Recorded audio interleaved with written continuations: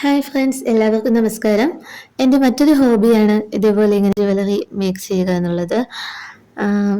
ഇപ്പോൾ ഞാൻ ഈ ഒരു വീഡിയോയിൽ ജ്വല്ലറി മേക്കിങ്ങിനെ പറ്റിയല്ല പറയുന്നത്. നമ്മുടെ മനസ്സിലുള്ള സ്റ്റോറി ബാക്കി ഒരു ഭാഗമാണ് പറയുന്നത്. ഞാൻ 9ാം ക്ലാസ്സിൽ പഠിക്കുന്ന സമയത്ത്, ഒമ്പതിലും പത്തിലും ഒക്കെ ആയിട്ട് പഠിക്കുന്ന സമയത്ത് എഴുതിയൊരു കഥയാണ്. ഈ കഥ എഴുതുന്ന സമയത്ത് ഒരു വലിയ ബ്രേക്ക് തന്നെ വന്നിട്ടുണ്ടെന്നാണ് എൻ്റെ ഓർമ്മ, എഴുതുന്നതിനിടയ്ക്ക്. അപ്പോൾ ആ ബ്രേക്ക് വരെയുള്ള ഭാഗം, കഴിഞ്ഞ പാർട്ടിൽ അവസാനിപ്പിച്ചത് മുതൽ ആ ബ്രേക്ക് വരെയുള്ള ഭാഗമാണ് ഞാൻ ഈ ഒരു വീഡിയോയിൽ പറയാൻ പോകുന്നത്. കഥ സത്യത്തിൽ കംപ്ലീറ്റ് ആയിട്ടുള്ള ഒരു കഥയാണ്, മുഴുവൻ എഴുതി തീർത്ത ഒരു കഥയാണ്. 9ാം ക്ലാസ്സിൽ പഠിക്കുമ്പോഴാണ് കഥ എഴുതിയതെന്ന് പറഞ്ഞല്ലോ. എൻ്റെ 9ാം ക്ലാസ് എന്ന് പറയുമ്പോൾ 2016-17 വർഷത്തിലായിരുന്നു. ഇപ്പോൾ ഞാൻ ഇപ്പോൾ ഈ കഥ പുറംലോകം കാണുന്നത് 2026-ലാണ്. അതായത് 10 വർഷങ്ങൾ ഈ കഥ എൻ്റെ കയ്യിൽ ഇങ്ങനെ അടച്ച് ഭദ്രമായിട്ട് തന്നെ ഇരിക്കുകയായിരുന്നു. പിന്നെ ഇത് ഒട്ടും പുറംലോകം കണ്ടില്ല എന്നൊന്നും പറയാൻ പറ്റില്ല. ഞാനിത് എഴുതിക്കൊണ്ടിരുന്ന സമയത്ത് തന്നെ എൻ്റെ ഫ്രണ്ട്സിനൊക്കെ വായിക്കാൻ കൊടുക്കുമായിരുന്നു. വീട്ടിലും പിന്നെ അല്ലാതെ ഫ്രണ്ട്സിനോടൊക്കെ ഞാനിങ്ങനെ ഈ കഥയെ പറ്റിയിട്ട് സംസാരിക്കും, കഥയൊക്കെ പറഞ്ഞു കൊടുക്കുകയൊക്കെ ചെയ്യുമായിരുന്നു. പിന്നീട് എനിക്ക് ഒരു +2 ഒക്കെ കഴിഞ്ഞ സമയത്ത് ഫോൺ കിട്ടിയപ്പോൾ പ്രതിലിപി എന്ന ആപ്പിനെ കുറിച്ച് അറിഞ്ഞു. പിന്നീട് പ്രതിലിപിയിലായി ഈ കഥ. ഓൾറെഡി ഞാൻ എഴുതി വെച്ചിട്ടുള്ളത് നോക്കി പ്രതിലിപിയിൽ ഞാൻ എഴുതി പോസ്റ്റ് ചെയ്യുമായിരുന്നു. അങ്ങനെ കുറേ എപ്പിസോഡുകൾ പോസ്റ്റ് ചെയ്തിട്ടുണ്ടായിരുന്നു. പിന്നെ ആയപ്പോൾ ഞാൻ തന്നെ അതങ്ങ് മതിയാക്കി, എല്ലാം ഡിലീറ്റ് ചെയ്ത് അക്കൗണ്ടും പൂട്ടിപ്പോയി. പിന്നീട് ഒരു യൂട്യൂബ് ചാനൽ തുടങ്ങാമെന്ന് കരുതിയപ്പോൾ ഈ കഥ എന്തുകൊണ്ട് എനിക്കിങ്ങനെ വോയിസ് റെക്കോർഡ് ചെയ്ത് പറഞ്ഞുകൂടാ എന്നൊരു ചിന്ത മനസ്സിൽ വന്നു. അങ്ങനെയാണ് ഇതിലിങ്ങനെ ഞാനിത് പറയാനായിട്ട് തുടങ്ങിയത്. അപ്പോൾ ഇന്ന് നമുക്ക് ഈ മാല ഉണ്ടാക്കുന്നതും കണ്ടുകൊണ്ട് കഥ കേൾക്കാം. കിഴക്ക് വെള്ളകീറി പുതിയൊരു പ്രഭാതം ഉണരാനൊരുങ്ങുന്നു. ദാമോദർ വീട് നിശബ്ദമാണ്. എന്നാൽ അവിടെ എല്ലാവരും സുഖമായി ഉറങ്ങുകയാണെന്ന് പറയാൻ വയ്യ. ആകാശത്തെ അമ്പിളിമാമൻ അവിടെ നിന്ന് ഒരുപാട് അകലെയുള്ള ഇപ്പോൾ മാത്രം പണി കഴിഞ്ഞ ഒരു കൊച്ചു വീട്ടിലേക്ക് നോക്കി. കിഴക്കുനിന്ന് പൊൻസൂര്യൻ ഉദിച്ചു വന്നു. തൃപ്തി. ദാമോദർ വീടിന്റെ അകത്തളങ്ങളിൽ അശോകിന്റെ വിളി മുഴങ്ങി. ഇതേ സമയം അലീന എന്ന് വിളിച്ചുകൊണ്ട് പ്രഫുൽദേവും അച്ചു, മോനെ അച്ചു എന്ന് വിളിച്ചുകൊണ്ട് ദീപ്തിയും പരിഭ്രമത്തോടെ വരികയായിരുന്നു. സ്വീകരണ മുറിയുടെ മധ്യേ അവർ മൂവരും കണ്ടുമുട്ടി. തൃപ്തിയെ കണ്ടോ? അവരെ കണ്ടയുടനെ അശോക് ചോദിച്ചു. ഇല്ല, അവർ മറുപടി പറഞ്ഞുകൊണ്ട് അലീനയും അച്ചുവും എന്ന് പറഞ്ഞു. എന്ത്? അശോക് മനസ്സിലാകാതെ ചോദിച്ചു. അത് പിന്നെ അശോകെ, രാവിലെ മുതൽ അലീനയും അച്ചുവിനെയും കുറിച്ച് യാതൊരു വിവരവുമില്ല. ഇപ്പോൾ ഈ തൃപ്തിയും.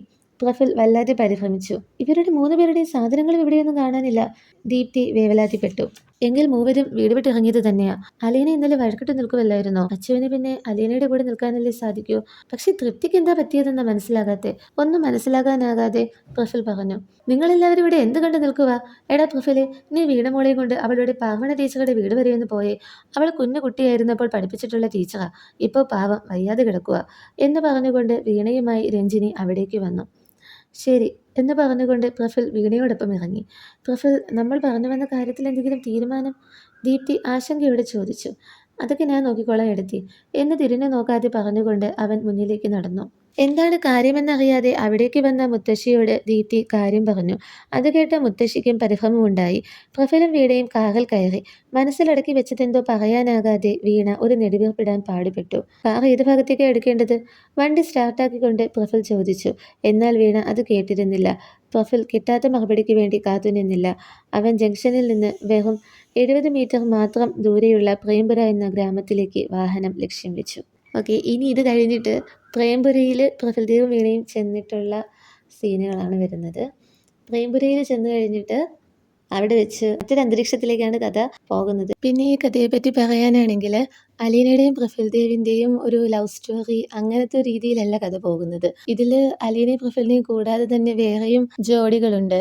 അതായത് മഹിമ സിദ്ധാർത്ഥ്, അതുപോലെ തന്നെ വീണയുടെ സ്റ്റോറി വരുന്നുണ്ട്, വീണയുടെ ലവ് സ്റ്റോറി വരുന്നുണ്ട്. ഇനിയും കഥയിൽ വന്നിട്ടില്ലാത്ത കുറച്ച് കഥാപാത്രങ്ങൾ ഇനി വരുമ്പോൾ കഥയിൽ മെയിനായിട്ട് വരുന്നുണ്ട്. പിന്നെ ഇതിൽ മെയിനായിട്ടുള്ള പ്രണയ ജോഡികൾക്ക് പാട്ടൊക്കെ എഴുതിയിട്ടുണ്ടായിരുന്നു. അതിൽ അലീനയ്ക്കും പ്രഫുൽദേവിനും പാട്ടുണ്ട്, പിന്നെ സിദ്ധാർത്ഥിനും മഹിമയ്ക്കും പാട്ടുണ്ട്.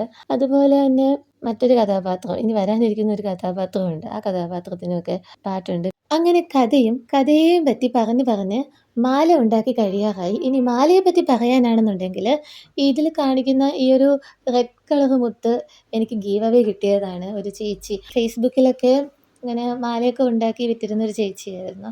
ആ ചേച്ചി അപ്പോൾ അവിടുന്ന് അത് നിർത്തുന്ന സമയത്ത് എനിക്ക് ഗിവ് അവേ തന്നതായിരുന്നു. എന്തായാലും ഇതാണ് മാലയുടെ ഫൈനൽ ലുക്ക്. ഞാൻ വിചാരിച്ചതുപോലെ വന്നില്ല. എങ്കിലും ആകെ കൂടെ കാണാനൊരു ഭംഗിയൊക്കെ തോന്നി. എന്തായാലും ഞാൻ കഥ പറയാൻ വന്നതല്ലേ. എല്ലാവരും എന്നോട് ക്ഷമിക്ക്. അപ്പോൾ മനസ്സിനുള്ളിൽ അടുത്ത പാട്ടിൽ കാണും വരേക്കും എല്ലാവർക്കും ബൈ.